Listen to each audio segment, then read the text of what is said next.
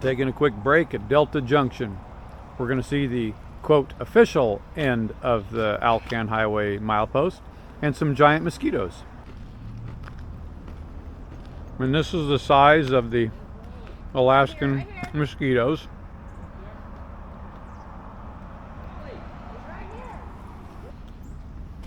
And this is the official end of the Alaskan.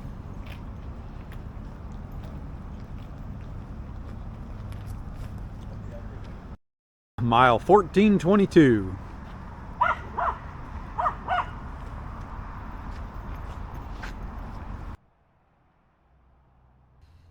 Boy, those are some cold temperatures. Our time in Fairbanks has come to an end. Time to hit the road again. It's kind of sweet sorrow. We're headed south, and we know we're headed back home. We still have a few stops along the way and some sightseeing to do, but we know we're headed out of the main state of Alaska, and if we're lucky, we're going to try to swing through Skagway when we're back in Whitehorse. We'll see if we can make that happen. It was a pretty neat experience. I was in the military for 6 years working around aircraft and flight lines and seeing the jets taking off from the military base there just outside of the North Pole. That was neat and kind of a cool memory for me working around jets. These, of course, are different jets than what I worked around back in the day, but still neat to see. And this part of the route, we're just headed back towards Dead Man Lake and back into Yukon. And we're gonna, this time down, we're going to go the entire length of the Alaskan Highway from Fairbanks all the way to Dawson Creek. So that should be a fun trip, and some of this that we're going through is new scenery, some of it isn't.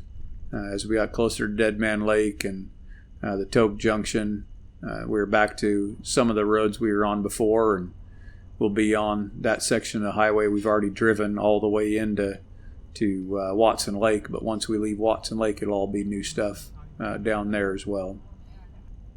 But we've really enjoyed the trip. We've had a lot of fun, seeing so many really neat sights. God's creation is just so amazing, and being able to see it all like we have is just great. The roads, as you can see, are still a bit rough. That's just something to expect on the Alaskan Highway. But all in all, things are going pretty good. Amazingly, we haven't had any flat tires on the trailer or the truck. And for the most part, things have been going relatively smooth, but we'll see as we continue if that remains the same or if new adventures happen to come up, but we'll see. Been a fun drive.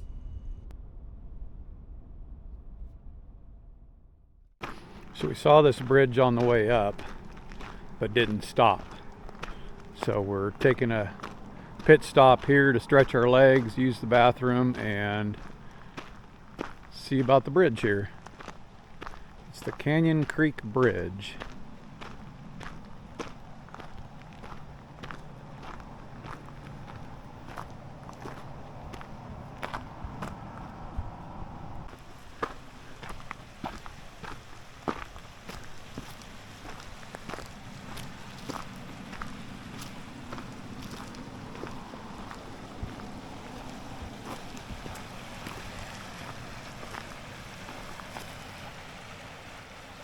That's an interesting looking bridge. Can you imagine going across this in a car?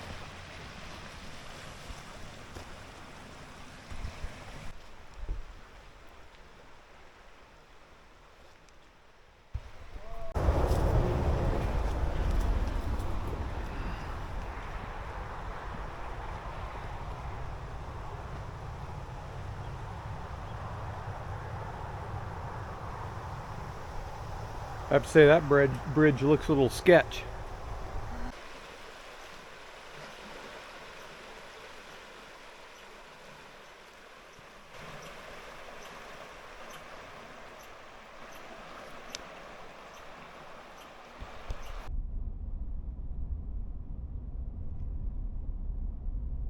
Well, welcome to Whitehorse, everyone.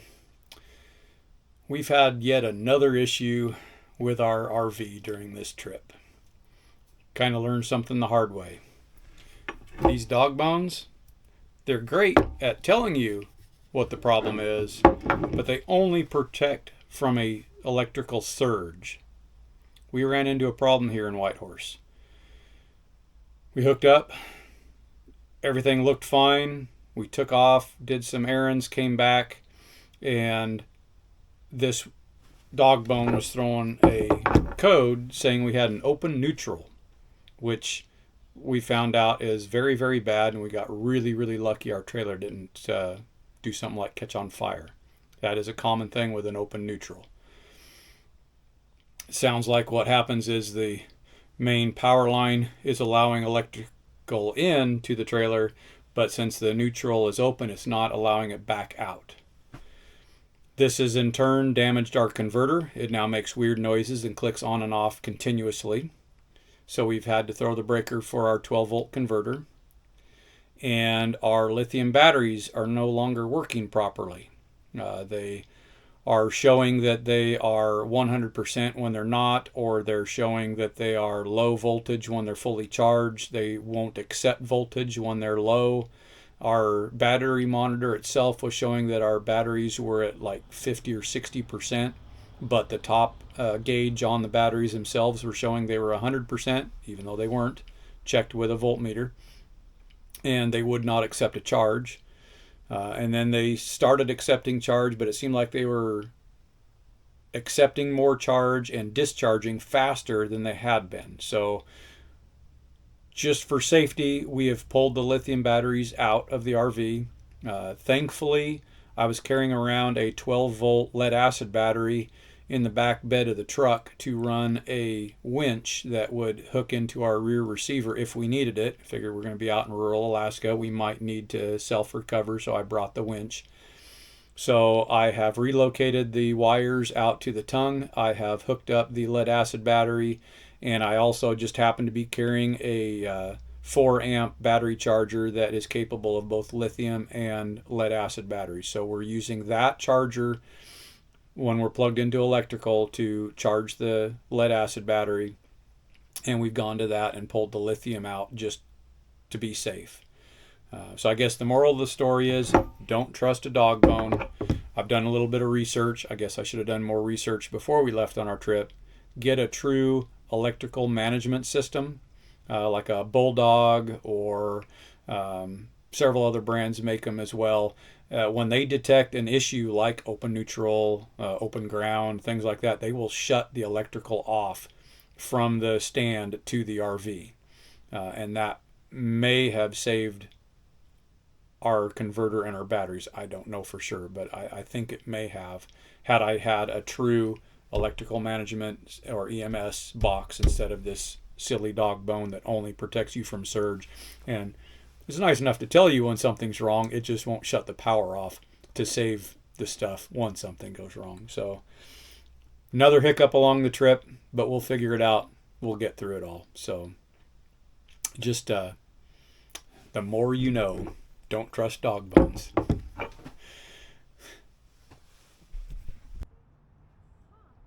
The SS Klondike. This is actually the second version of the SS Klondike. Got kind of a neat history. The first one, Klondike 1, was built in 1921 by the British Yukon Navigation Company. When compared to the regular sternwheelers operating on the Yukon River, it had 50% more capacity while still having a really shallow draft.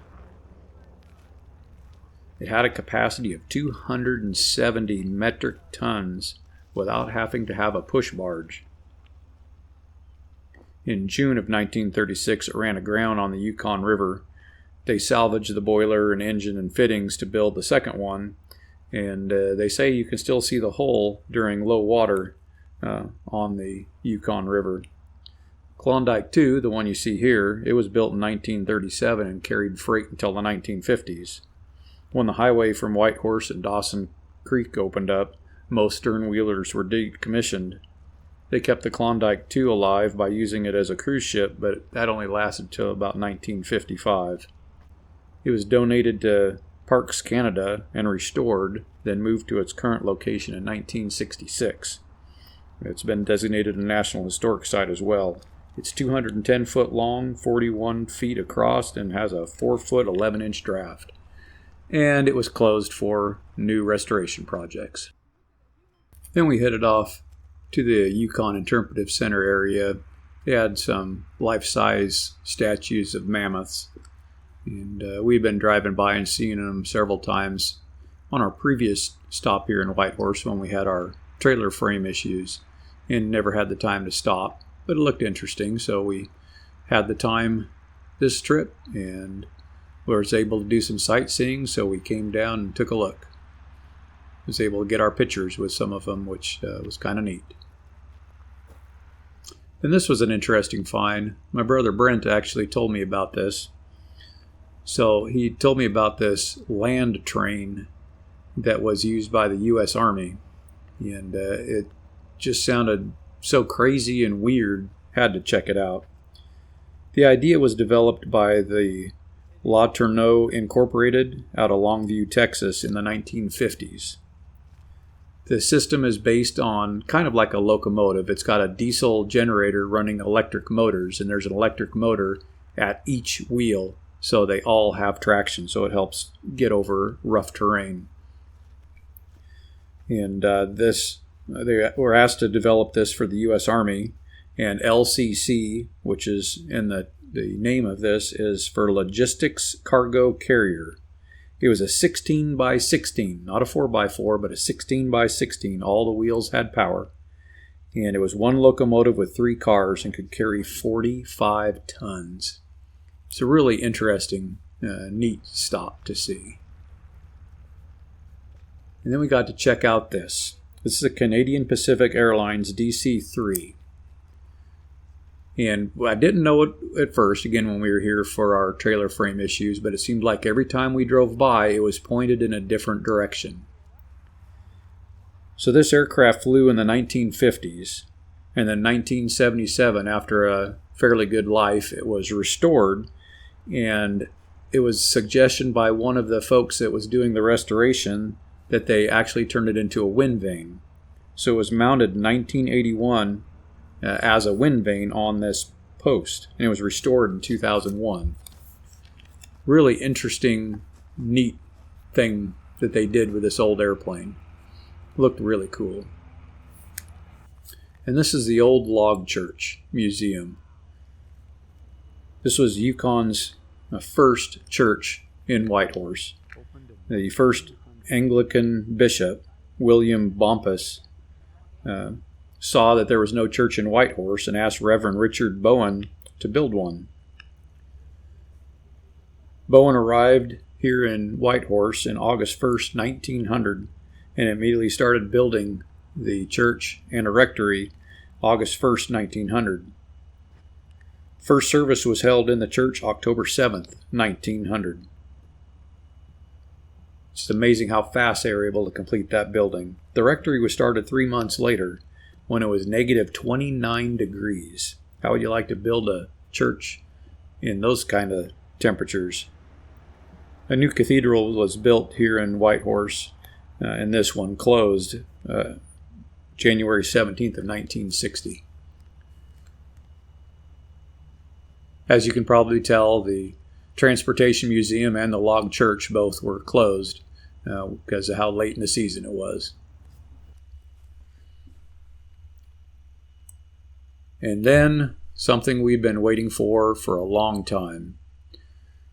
We purposely chose the date for our trips up by Fairbanks with the purpose of seeing the Northern Lights, and we didn't see them. It wasn't until Whitehorse on our way out that Sonja woke me up late one night saying, "Oh, I think I see it." I looked out the window. I don't see anything. She's so excited about it. She goes and wakes up our friend standing inside, and I was telling her, "Don't do it. I don't see anything. Don't do it. I don't see anything." And literally less than 3 to 5 minutes after she woke them up, the light show started, and it was amazing. These videos that you see were off of my phone. My DJI action camera would not pick it up. And the pictures, these awesome pictures, were taken by Sonja. This was just such a huge highlight of our trip. It's just so amazing. Sit back and enjoy.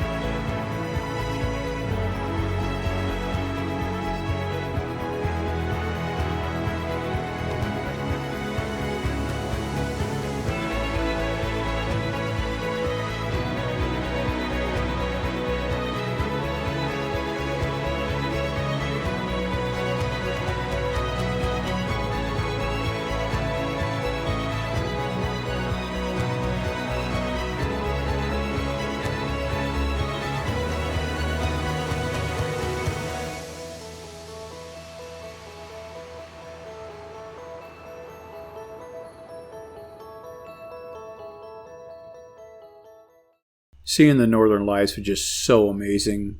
Just so much of a blessing to be able to see the just wonderful, wonderful display. Yeah. So glad we didn't miss this when we were up here.